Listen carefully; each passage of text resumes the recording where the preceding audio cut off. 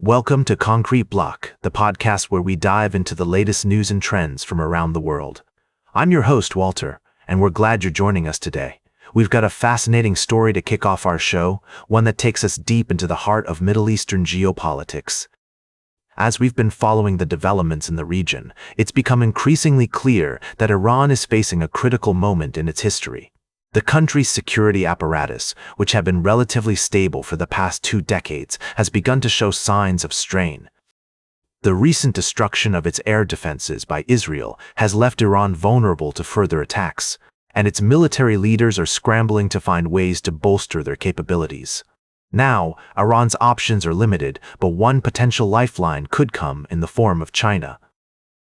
Beijing has long been a key player in the region, and its relationship with Tehran is complex to say the least.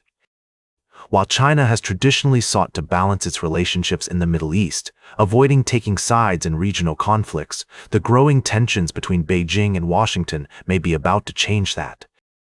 There are rumors that China could provide Iran with advanced air defense systems, such as the HQ-9 mobile air defense system, which would significantly improve Tehran's ability to protect its skies. Additionally, China could also help modernize Iran's air force, potentially providing it with state-of-the-art fighter jets like the Chengdu J-10. But what does this mean for the region and for the global balance of power? Will China's potential involvement in Iran's military buildup escalate tensions with the United States and its allies, or will it create new opportunities for cooperation and diplomacy?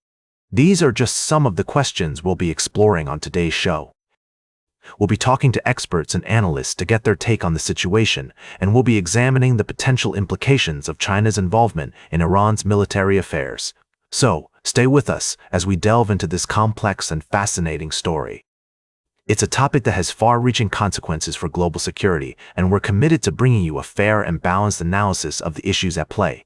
We'll be right back with more of today's top news on Concrete Block.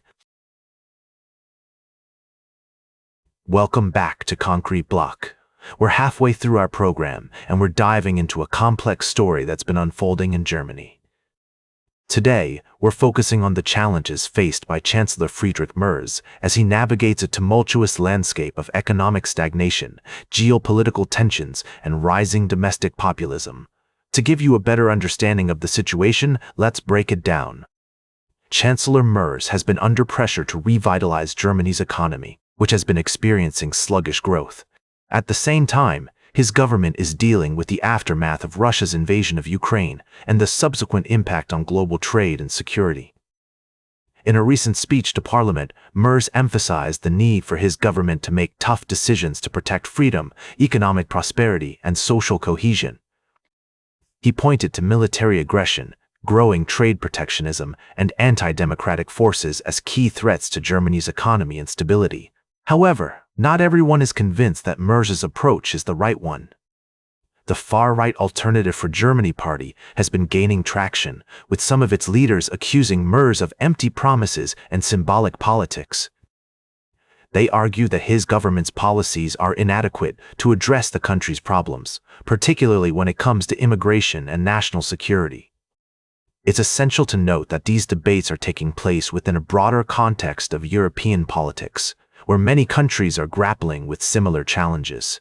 As we explore this story further, we'll be examining the nuances of Germany's situation and how it fits into the larger picture.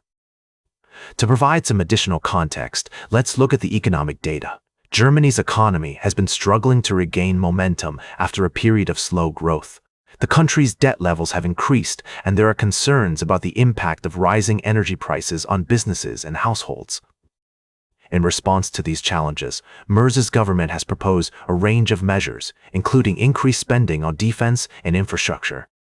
However, some critics argue that these plans may not be enough to address the underlying issues and that more fundamental reforms are needed to get Germany's economy back on track. As we continue to follow this story, we'll be keeping a close eye on how Chancellor Merz and his government respond to these challenges. We'll also be exploring the perspectives of different stakeholders, from business leaders to ordinary citizens, to get a better sense of what's at stake. That's all for now. Stay tuned for our final story of the day, right here on Concrete Block. Welcome back to Concrete Block. As we wrap up today's show, I want to dive into a story that's been making waves in the UK, the debate over energy privatization and its impact on consumers. Recently, a report by Commonwealth found that tens of billions of pounds have been taken from hard-pressed consumers and given to shareholders and corporations in the form of profits. The analysis revealed that much of this profit is going towards servicing company debt and shareholder payments rather than investment in clean and affordable energy. On one hand, proponents of privatization argue that it has brought in significant private investment, with network operators investing $100 billion into the future of the UK's energy grid. They claim that this investment is essential to delivering the government's clean power targets and maintaining a safe and resilient energy grid. On the other hand, critics argue that the current model is indefensible, with households facing soaring bills and over a quarter of these bills going towards company profits. They believe that an energy system organized around the public good rather than shareholder dividends is needed to deliver a more affordable and effective clean energy future. It's worth noting that the UK's domestic prices are among the highest in Europe, and industrial users face some of the highest electricity prices in the world. Average household energy bills have increased by 63% since the energy crisis began. As the political consensus around privatization begins to break down, there are signs that support for publicly owned power is growing. A recent YouGov survey found that 71% of the electorate backed public ownership of energy companies. The Labour government has established a publicly owned energy company, and other parties are also making public ownership of energy central to their agendas. Ultimately, the decision on how to structure the energy industry is a complex one, with valid arguments on both sides. As we move forward, it's essential to consider the evidence and weigh the pros and cons of different approaches. That's all for today's Concrete Block. Remember to like, share, and subscribe, and until next time, stay informed.